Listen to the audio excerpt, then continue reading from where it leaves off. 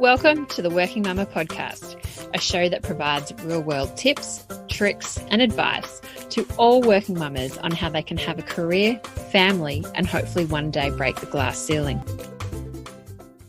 Hey there, Mama. Welcome back to another episode of the Working Mama podcast. I'm recording this podcast around International Women's Day on March the 8th, 2023.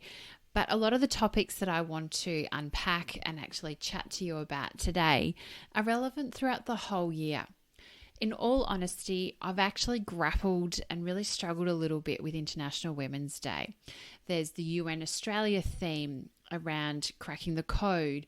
There's the UN International theme around digital.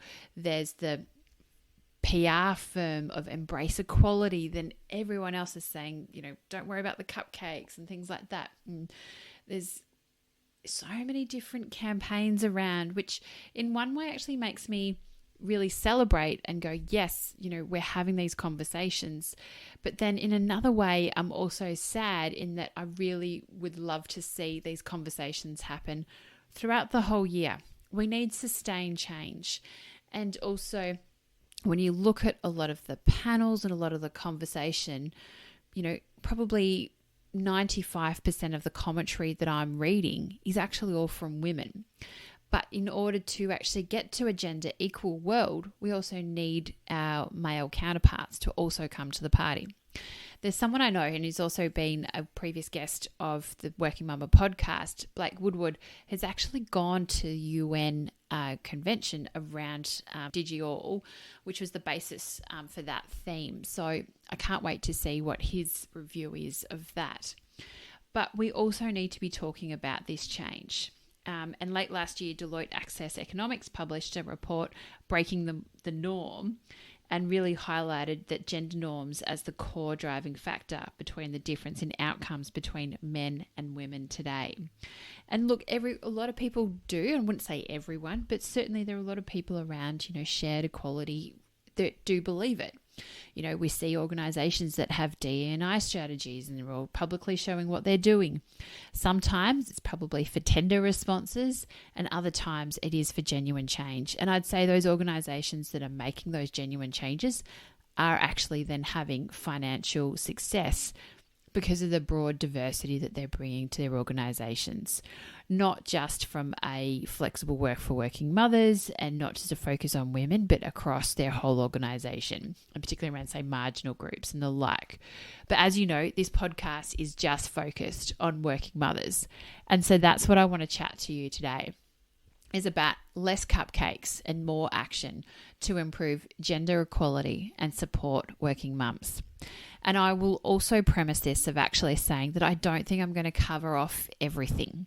This here is just me as a bit of a brain dump with some ideas, and it's really a summary about what I've been reading relating to the topic.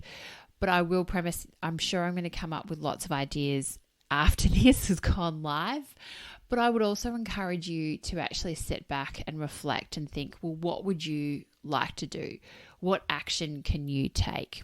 And that's why what I want to talk to you today about in my ideas and more about a summary of suggestions, as I said, is not about these big, lofty goals, but some of these are also actionable that we can all do. Even today, we can have the conversation. And a lot of this is about that conversation and that communication. So that's what I want to chat to you today. And actually then, I'd love to hear your thoughts as well. And if you've got ideas, love to hear it. I really want to turn this probably into a blog post and then see what we can do with it. So the first one is about supporting the women's motherhood journey from pregnancy to maternity leave to returning to work. I believe that the more women that feel supported and engaged throughout this journey, the more likely they are to be retained. And certainly there's statistics to back this up. And at times we also wonder why there aren't more female leaders in those middle to senior management positions. I believe, and one of my sort of principles is that the more that we can support women to return to the workforce, the more we're going to retain them. During the years that women are typically going to be child rearing, there is the motherhood penalty and then the fatherhood bonus, because at these times it's when they're going up that career ladder. So we really need to support women, so when they're returning to work, they can feel supported. They then can actually have those careers, and they're not going backwards like often they do, or they need to feel like they need to leave the workforce. So we need to encourage them to retain. So the more that we can focus in around that period of time, and it's probably going to be 4 to 5 years, but supporting them through it. And it doesn't mean working part-time is any less valuable. It's actually more valuable for working mums, and I'll get to that shortly. But certainly supporting women during these really integral years about helping them really grow their careers. And it's not about growing in a massive way, but just supporting them all, so then they've got that mindset that yes, they can do it, and they feel they're an organization that can.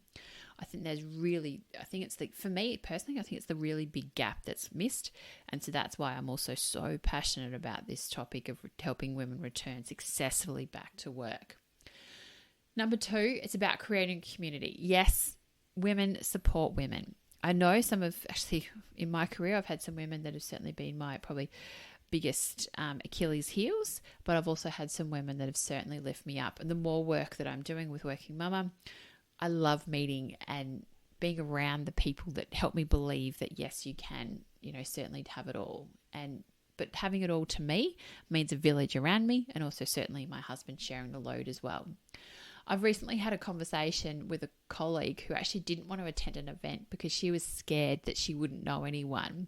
And I really love the work that the Female Quotient is doing around gender equality. And I believe in the power of community. And that's a really big reason why I created the Working Mama Village, because women aren't given the tools. We aren't given the learning, and we aren't offered the community to help you combine both motherhood and have a career and at that intersection.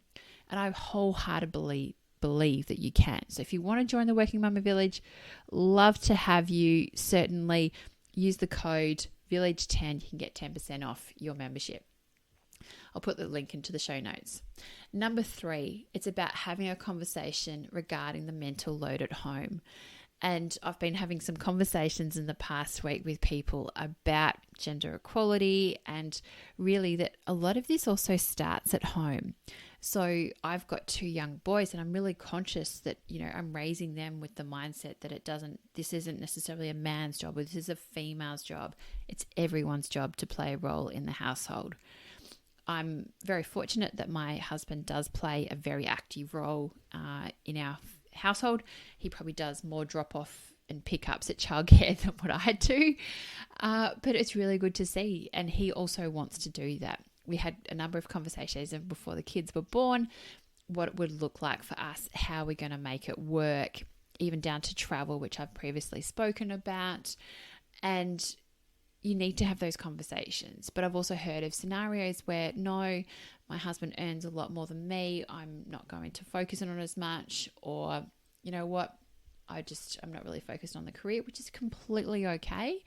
But certainly at home, it's taken 2 to tango. And I think as well that in the home, if you've also got that equality, and you've got fathers particularly that are responsible and have care responsibilities, then this is going to have a ripple effect into the organisation. So for example, if they need to leave work a little bit earlier, I put in inverted commas, to go pick up children, they're like, oh, okay, then if they're seeing maybe people in their team or seeing members around them also leaving, it's actually then going to normalise in the caring arrangements. It's usually the women that are leaving to go pick up the kids from childcare.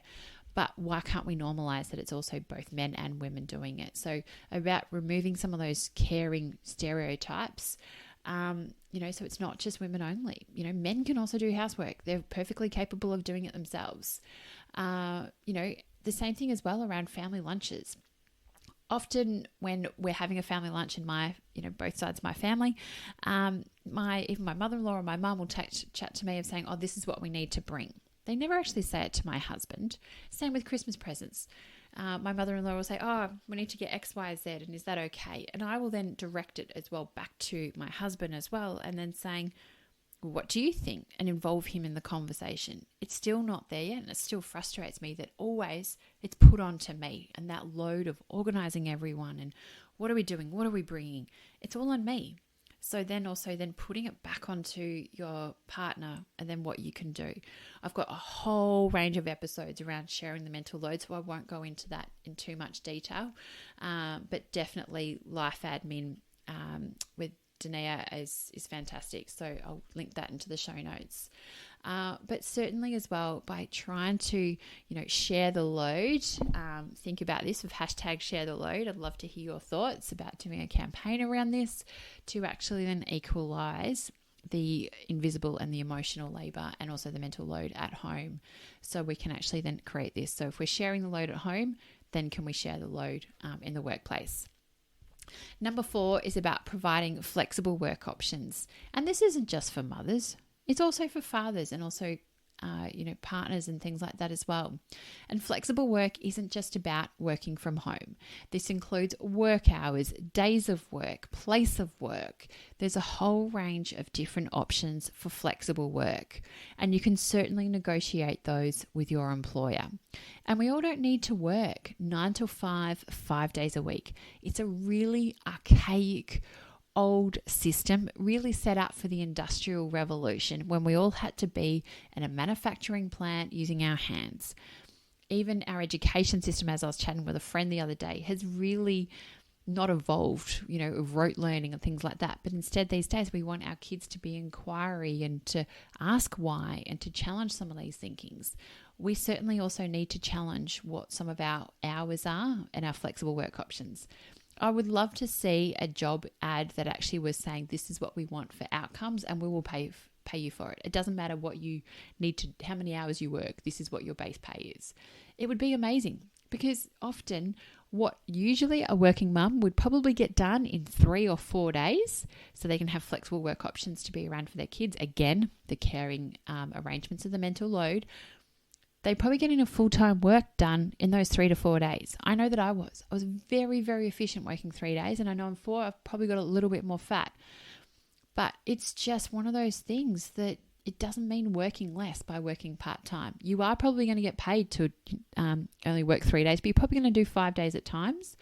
And it doesn't mean that you're doing any less. As I said, you're probably more efficient than someone that's working 5 days a week. And I know certainly as well, it's my choice that my husband and I have made, particularly more me, that I want my mummy and the boys' days, which for me at the moment now is Mondays. I used to work 3 days a week last year, and for various reasons, I've moved that up to 4 this year. And look, I had yesterday, as a mummy and the boys' day, my kids were on the go the whole day. We were at the park, we had a friend over, as a play date, we were out and about, the playground, and the boys were riding. I was exhausted by 6 o'clock. Even like the dog and I were like, oh my goodness. I actually came back to work today for actually a bit of a break. And, when we talk about flexible work and work-life balance, sorry for me, work-life balance is just almost like a swear word. But I actually think that we need to, there's not 2 separate buckets of work and life. For me now, it's very much about work-life integration. And also we're needing to create our boundaries between the two. Yes, sometimes they blur, sometimes they don't. But also when you define when they need to be separate, that's completely up to you. And yes, again, I've got some episodes around this. But really looking at those flexible work options for both parents. And also don't just because, say, we've done it for the last couple of years that has to be the way.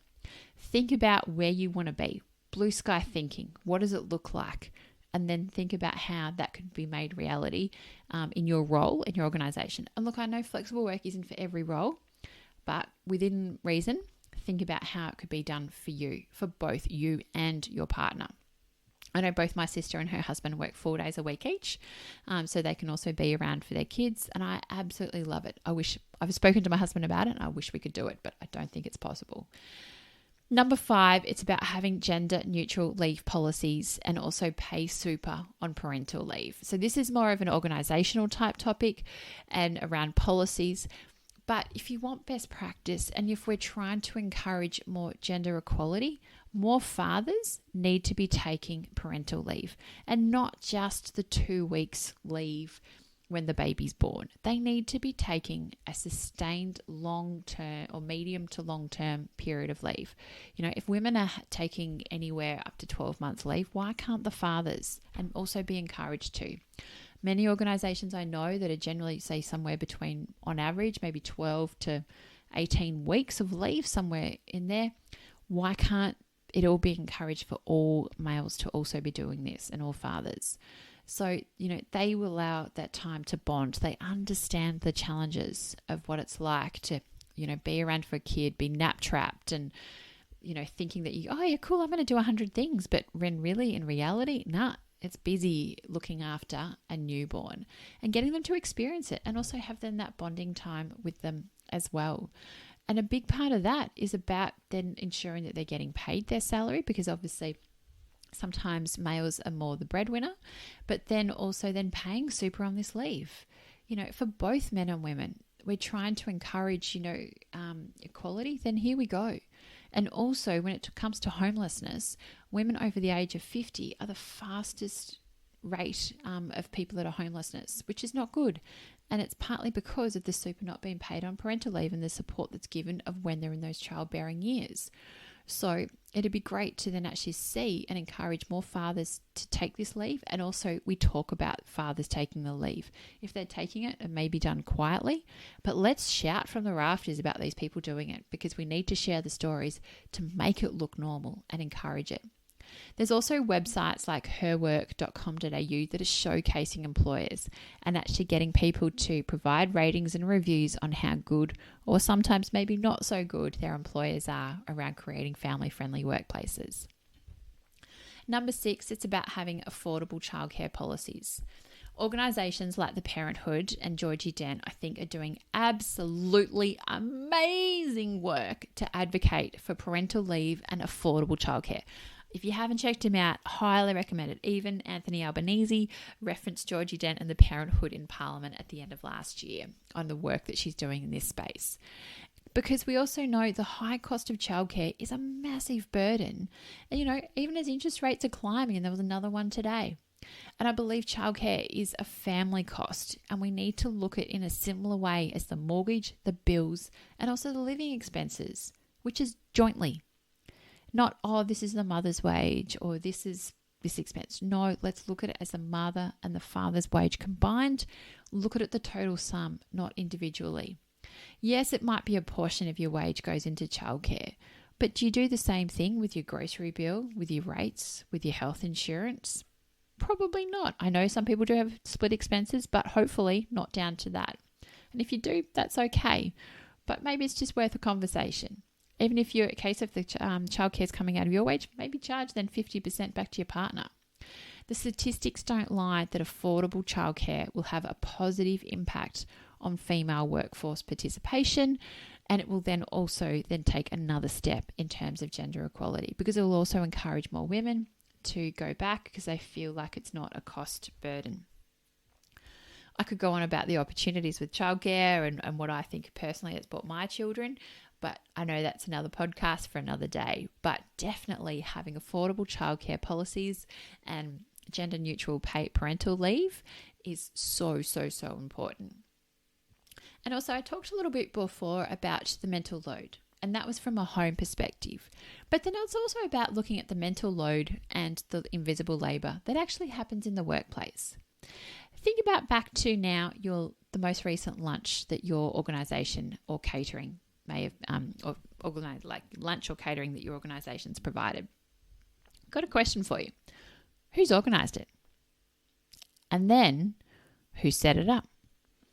And then who cleared away all the plates? I am guessing that a female can be attributed to most of those activities, if not all of them. So it's not just about the mental load and cleaning up and doing some of those domestic duties in the home. It's also about in the workplace. So from there, think about when you're ordering. It might be, people might perceive it as an admin task, but also within your team, try and, share that kind of task around. And if it's not the ordering that it is, make sure then from a cleaning up perspective that it's not always left to the female. If you're a male listening to this, certainly encourage, pick up the plates, clean them, help out, because way that you are going to be acting at home will no doubt some of those behaviors will be replicated in the workplace. So if you're helping out at home, I shouldn't say helping out at home, but you're sharing your load at home, I am sure then you'll be more likely to share that load in your workplace. So I strongly encourage you to then think about how we can then share the load both at home and also in the workplace.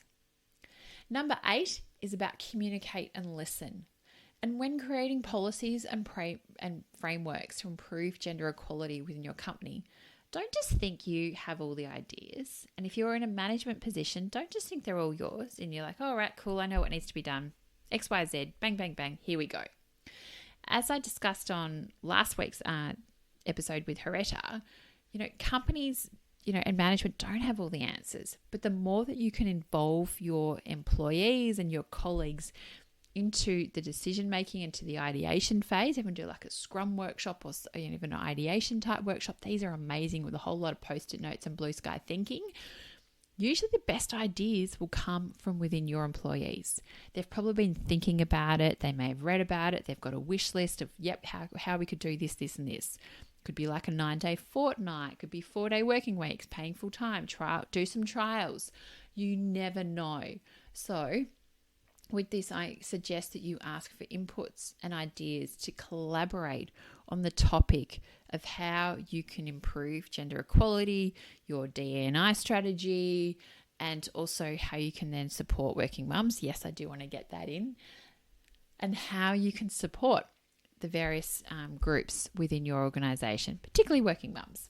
And so you may actually get more ideas than you ever expected, and it could actually then also be quite transformative for your organizational culture, because your employees will feel engaged. They will feel like they're being listened to, just like when we've got kids that they want to be seen, they want to be heard. When you can get so much out of it, particularly that psychological contract with your employees will be huge by just asking them, what do you think? What are your ideas? It would, trust me, be a half day well spent. And if you're ever looking for some support in this area, I'm more than happy to come and run a workshop at your organisation. Number 9, it's okay to ask for help. We don't have all the answers. But also another idea is about be a mentor or even seek out a mentor. Don't be afraid to ask for help. And certainly I know that there's many women out there that are probably willing to and able to mentor other women, but they just haven't been asked. But don't be afraid to ask the question either. It's challenging navigating this world on our own. You know what? When you think about it with our kids, we help them. We hold their hands. We help them show the way. We help them cross the road. We try and teach them right from wrong. It's when we're becoming, adults, we don't tend to ask for help. So therefore we close ourselves off to some of this. But the more we actually seek out answers, we, get inquisitive, we start asking questions, the more we're probably actually going to open ourselves up and go, that's potential. And then if we ask someone to be a mentor, they're like, yep, probably. Yes, not a problem. And so, it's okay to ask for help, and you never know what might happen. Like my 2-year-old, for example, if he wants to get picked up, he'll just put his arms up in the air and say, up, mummy. And then sometimes I say, well, what do you say? And he goes, up, mummy, please. And then, of course, then I pick him up. But he's asking for help. He's not afraid to ask for it. So with this as well, if you're, even looking for ways to help grow your village, or even on the home front, as what I mentioned, or even the workplace, in all different parts of your life, think about what you may need help on. Where can you improve? Where are you, finding a little bit challenging? See how you can get some help. And as I say, I love outsourcing and things like that. If you've listened to a few of the podcasts, that's what I love talking about. But also, asking for help even from your partner and getting all that. So definitely seeking guidance. And look, that's also a big part of the Working Mama Village, is about having that group mentoring to help and support you through it. Number 10 is about in activities, speaking engagements and conferences, review and reflect the diversity and representation of who is speaking. If you can bring in extra diversity, please do. I recently had a look at a upcoming conference program that I'm working with on an organizer. So my organization is going to be having an exhibition here, and I was sent the program in advance. I looked at it and I was like, oh my goodness. It's probably 90% males that were going to be presenting. Yes, it is a male-dominated industry, but there's also a role for a conference organizer to more actively seek out. There's a lot of these conferences, particularly in technical space, will say, yep, there's a call for submission of papers. I would be very surprised if they actually had a gender target on presenters, because a lot of them will say, yep, we've had all these papers. Yep, that's the way we're going to go on face value. I was also speaking to a colleague the other day, and she was given the tap on the shoulder of actually saying, look, would you like to submit? And it wasn't until she'd had that personal tap on the shoulder to say, oh, what do you think? Had she, the thought of even presenting and putting forward a paper, it had not even touched, even thought about it. So that way we need to act. It's really been a wake-up call for me to then go, no, we need to actively seek out these opportunities a lot more. As women, we won't necessarily put ourselves forward, but, if we've got people around us that will champion, one another of saying, yep, I know who could be great for that. I know who could do this. We need to work together as a community collective, change the landscape of conference presenters to actually have better diversity. And it's not just from a female perspective, it's also from minority groups, people from different backgrounds, races, ethnicity, you name it, to also then have that D&I inclusivity from a conference perspective.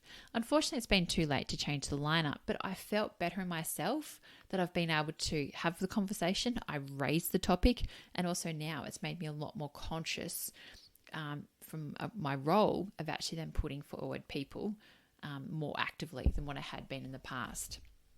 Number 11 is about looking at your recruitment and making sure that you've got a long list that includes women. People sometimes may go, oh, look, here's our candidates and the way we go. Even in your short list, try and actually have a candidate. Even just get her in for a conversation. You will no doubt be surprised. And I'm sure she'll be 100% memorable, because she'll probably suffering a little bit of tall poppy or imposter syndrome. But just get her in. Make sure you've got a female on your short list. Because, as I chatted with Dana Stewart in episode number 87, women probably think they need 99% of the selection criteria, which in fact, as Dana said, you don't. Leadership and management teams, number 12, if there are no females represented, let's call it out. Ask the question. Ask if there's any considerations and talent in the pipeline, and what your company is doing to mentor and support these women, so that when they're ready to hit the ground running in a senior management position, they're ready, they're going, the gun's fired, and they're sprinting off. And I'm sure many people have seen that Coles recently announced a new female CEO, and if you looked at her resume, it wasn't this linear single line to the top. She took twists and turns to have experience across the company, so then she's actually got a really well-rounded background. And I also loved on her LinkedIn that she had actually quite clearly highlighted about when she'd had parental leave. I loved it. I thought, this is fantastic. Someone in this position has been so explicit and clear of when she's taken parental leave, and she still worked at the same organization. It's not like she's left. So I think it was great. But certainly as well, call it out. Don't be afraid to say, during a next review or opportunities, ask where it is. And maybe even if it's an all-male team, I challenge you to actually put your hand up. If that's something that you aspire to, have the conversation and say, how can I be maybe a partner or a director or a senior manager or, step up? And if they say, look, you're not quite ready, have the conversation to say, what is it that you're looking for, and how can I get the coaching and support or even the mentoring to help make those steps? It may not happen tomorrow, but it may happen in maybe 6, 12, 2 years' time. But also you, by talking about it and articulating it, you're letting people around you know what you're interested in. So think big, be bold, and give it a go. And I think number 13 is just as important, and if not the most important point that I wanted to share with you, is that don't assume women will have all the answers.